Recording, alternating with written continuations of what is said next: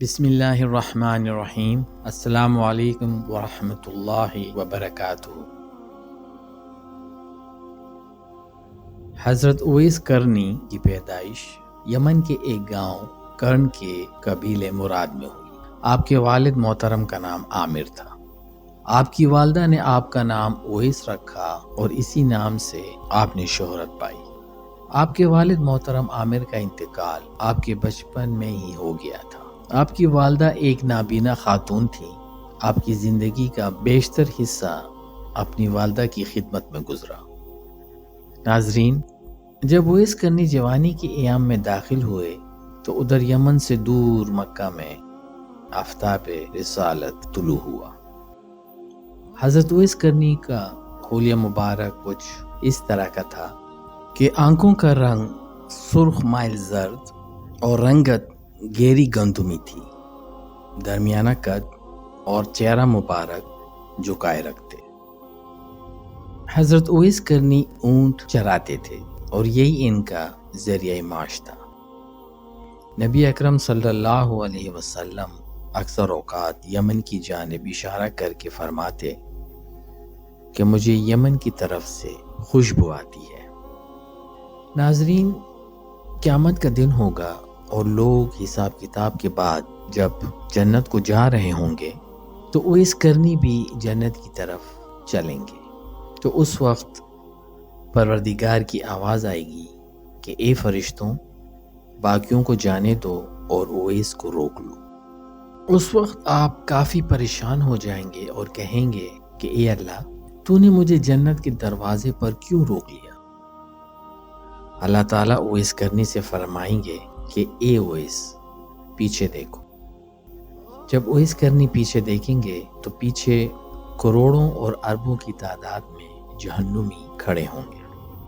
اس وقت اللہ تعالیٰ فرمائے گا کہ اویس، تیری ایک نیکی نے مجھے بہت خوش کیا ہے اور وہ نیکی ہے ماں کی خدمت۔ تو انگلی کا اشارہ کر، جدھر جدھر تیری انگلی پھرتی جائے گی میں تیرے طفیل ان سب کو جنت میں داخل کر دوں گا۔ ایک حدیث میں ہے کہ کسی نے آپ سے پوچھا کہ آپ کو یہ مرتبہ کیسے ملا؟ انہوں نے کہا، یہ اللہ کا فضل ہے، اس کی مرضی ہے جسے دے دے۔ صحیح مسلم کی حدیث نمبر 6491 میں حضرت اویس کرنی کا ذکر موجود ہے۔ آپ صلی اللہ علیہ وسلم نے فرمایا، بے شک تابعین میں سب سے بہتر شخص وہ ہے جس کا نام اویس ہوگا۔ تو تم میں سے جو شخص بھی اس سے ملے اس کو چاہیے کہ اپنے حق میں دعائے مغفرت کروائے۔ صحیح مسلم کی ایک اور حدیث ہے 6492، جس کا خلاصہ کچھ یوں ہے کہ سیدنا عمر فاروق رضی اللہ عنہ کی عادت تھی کہ جب بھی کوئی وفد ان سے ملنے آتا تو آپ ہر دفعہ ان سے سیدنا اویس کرنی کے بارے میں پوچھا کرتے تھے، اور خصوصاً یمن کے لوگوں سے، کیونکہ کوفے میں بھی کرن قبیلہ آباد تھا۔ اسی طریقے سے ایک دفعہ آپ لوگوں سے پوچھ رہے تھے کہ تم میں سے کوئی شخص اویس موجود ہے؟ یہاں تک کہ سیدنا عمر فاروق رضی اللہ عنہ خود اویس کے پاس آئے اور پوچھا کہ تمہارا نام اویس بن عامر ہے؟ انہوں نے کہا کہ ہاں۔ سیدنا عمر فاروق رضی اللہ عنہ نے کہا کہ تم مراد قبیلے کی شاخ کرن سے ہو؟ انہوں نے کہا کہ ہاں۔ آپ نے پھر فرمایا، تمہیں برص کی بیماری بھی تھی، پھر تم نے اللہ تعالیٰ سے دعا کی اور اللہ تعالیٰ نے تمہاری بیماری دور کر دی، اور صرف ایک دھرم جتنا نشان تمہارے جسم میں باقی رہ گیا ہے؟ انہوں نے کہا کہ ہاں۔